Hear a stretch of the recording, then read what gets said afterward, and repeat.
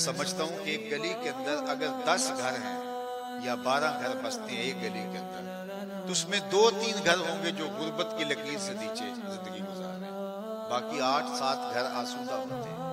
तो वो 8-7 घर मिल के ये तय कर लें कि इनके बच्चे, इनकी बेटियां, इनके बेटे हमारे बेटे हैं और इनकी तालीम की जिम्मेदारी हमारी है।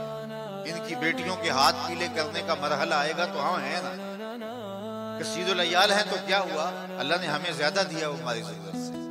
तो घर गली के 10 घर जो हैं वो मिल के 3 घरों को संभाल नहीं सकते। और अगर हम इतने खुद गर्ज हो गए तो फिर हमें इंसान कहलाने का हक नहीं है। एक दूसरे के दुख बांटे। ये क्या हुआ कि जी ये अगर इस हालत में है तो इसमें हमारा क्या कसूर है। ये तो कुफारे मक्का कहते थे कि जिनको अल्लाह ने गरीब किया है हम उनको अमीर कैसे कर सकते हैं। मियां अल्लाह ने उनको गरीब किया तो उनकी गुर्बत से उनकी आजमाइश दी गई, तुमको आसूदा किया तुम्हारी दौलत से तुम्हारी आजमाइश दी गई। औरों के लिए जीना ये कमाल होता है। वत्तहमिलुल कल्ला वतक्सिबुल मादूम। और चौथा वस्फ हुजूर का बयान किया कि जिसका कोई कमाने वाला नहीं, हुजूर आप उसके कमाने वाले हैं, उसकी जरूरत को पूरा कर। ये उम्मुल मोमिनीन हुजूर के नुमाया वस्फ को बयान कर रहे हैं।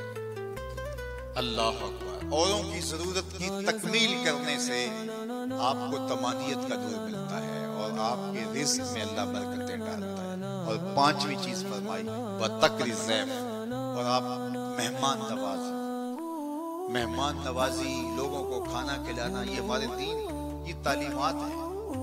हमारा दीन हमें सिखाता है लोगों को खाना खिलाना।